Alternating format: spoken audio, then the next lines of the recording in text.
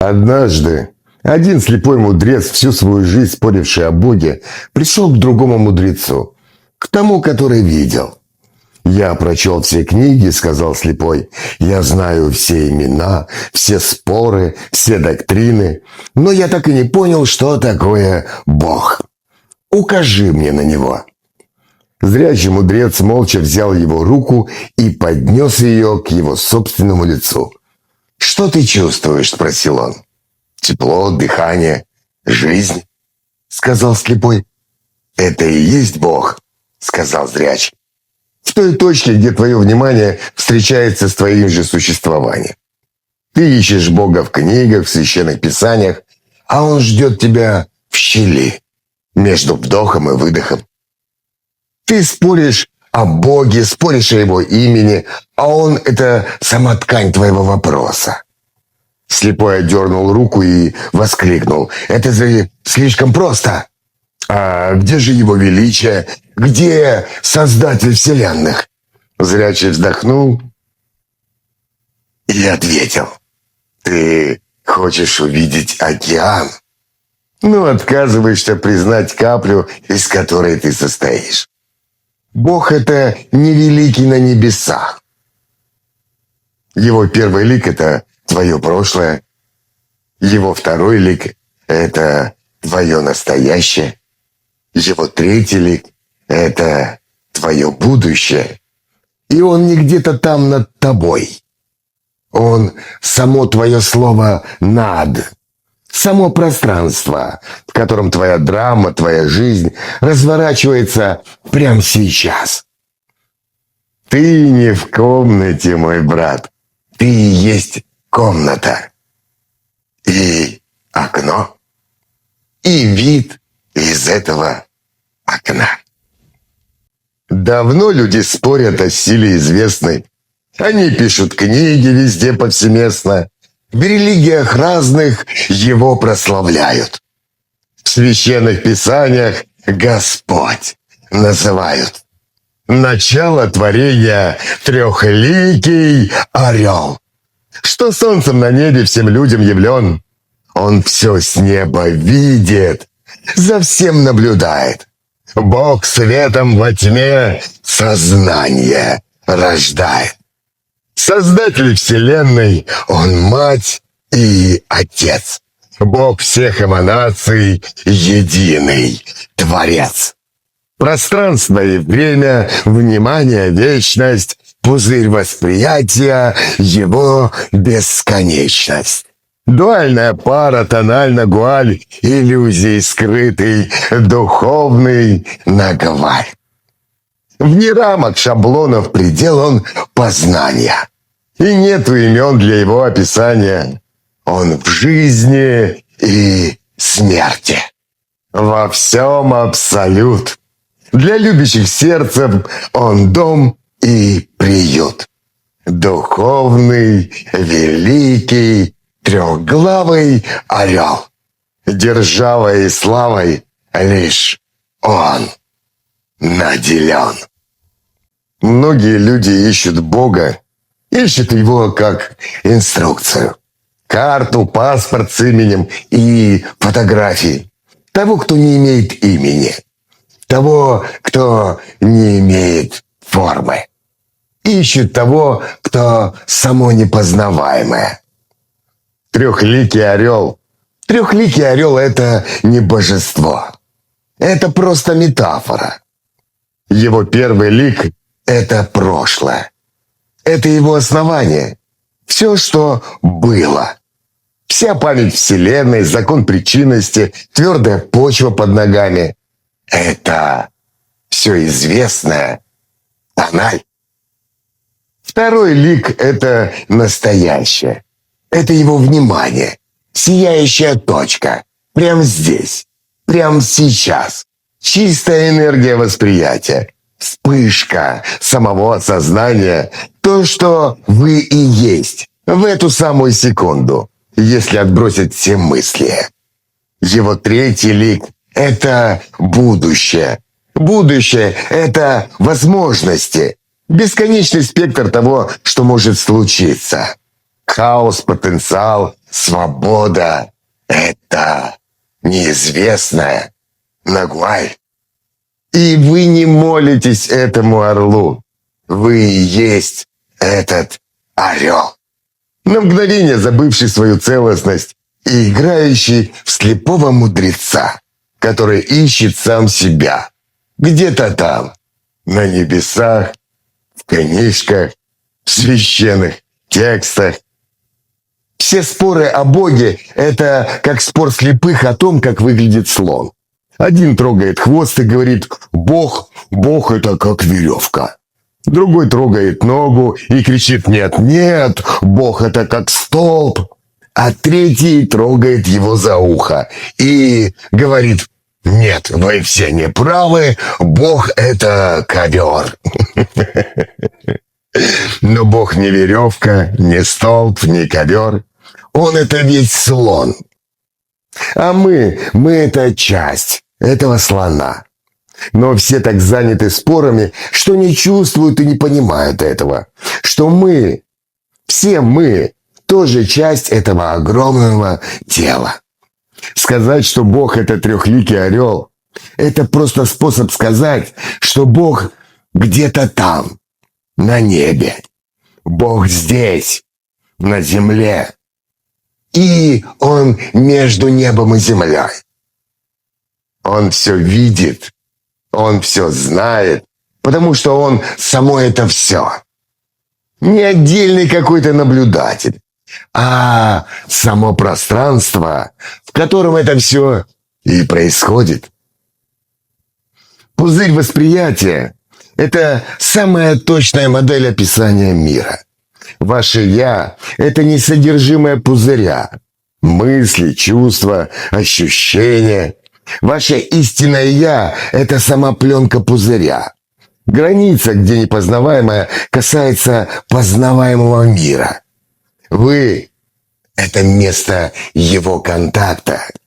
Вы – это его событие. Пузырь восприятия – это как твоя личная комната. Ты видишь мир через окно своих чувств, ощущений и мыслей, и тебе кажется, что Бог где-то там, за стеной. А Он и есть.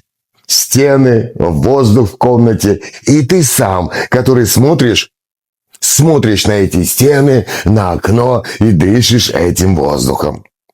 Просто человек этого не замечает, потому что привык думать, что он – это только то, что внутри его головы. Человек привык все разделять и делить. Это я. И поехали. Имя Вася. Личность, статус, профессия, сын, внук, отец. Я это и это.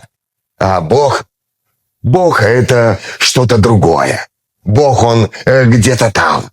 А еще у Него есть имя. И не просто имя, а самое правильное имя. Моего Бога зовут Яхве, а моего Иисус Христос.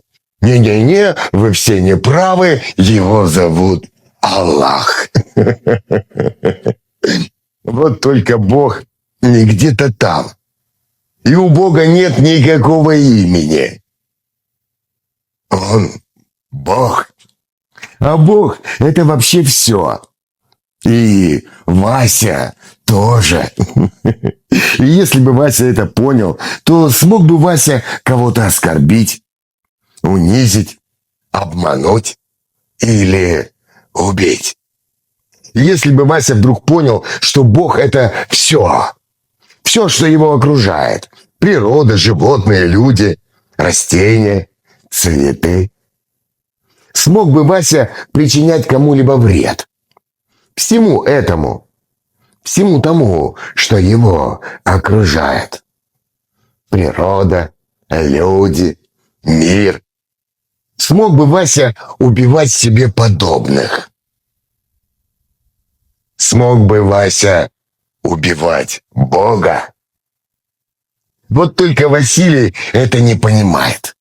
Василий по-прежнему думает, что Бог – это христианство, ислам, буддизм, индуизм. Бог – это Яхве, это Аллах или Кришна. И он всегда где-то там. А Василий – это всегда Василий. И Василий, он же не Ахмед. Василий же православный, а Ахмед – мусульманин. И все вокруг враги. Разделяй и властвуй. А главная мысль очень проста. Бог – это недалекий дедушка где-то там на облаке. Бог – это сама жизнь, сила которой заставляет биться твое сердце, расти дерево, течь речку. И эта сила, она везде. Ее не надо искать. Ее нужно просто признать. Перестать знаков ждать каких-то с небес. Потому что знаки – это твое собственное дыхание. Дом Бога – это не где-то. Это чувство полного покоя, правильности и справедливости. Когда ты делаешь что-то в своей жизни от всего своего сердца, не ожидая при этом никаких наград. Когда помогаешь другим людям, независимо от их национальности и веры. Когда ты ко всем доброжелательный, не думая ни о какой выгоде. Когда ты любишь своим сердцем, без каких-либо условий. Вот и весь секрет. Уважение других людей, мира на земле, любви, в конце концов. Поэтому все споры о Боге бессмысленные. Мусульманин, христианин, атеист. Все они спорят о содержимых своих пузырей, о галлюцинациях на стенках этого пузыря. А настоящая реальность – это давление вечность, снаружи и изнутри, которое этот пузырь удерживает. Оно и есть Бог. И оно одно на всех. И когда люди поймут это не умом, а своими костями, своей плотью, своим сердцем, они перестанут искать Бога. Они начнут быть им в каждом действии. Рука, которая бьет по щеке и которая принимает этот удар, сделаны из одной и той же ткани этой реальности. Абсолюта. Бога. И осознав это, как человек может кого-то ударить? Или убить? Дом для любящих сердцем – это не место. Это состояние.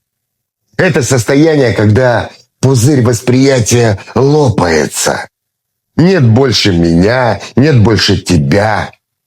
Нет больше они, мы. Бог здесь, Бог там. Ничего этого нет.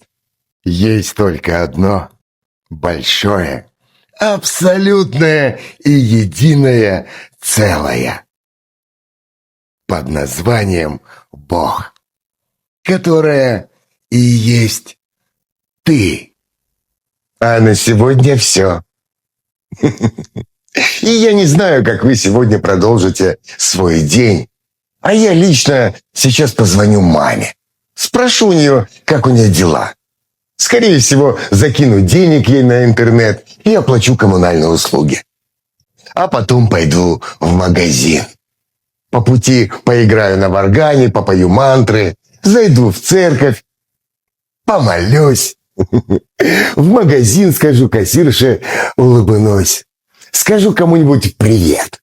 И улыбнусь обязательно по пути. Сделаю комплимент и куплю бутылочку пивка охраннику на ресепшене. Потому что моя жизнь – это духовная практика доброжелательности.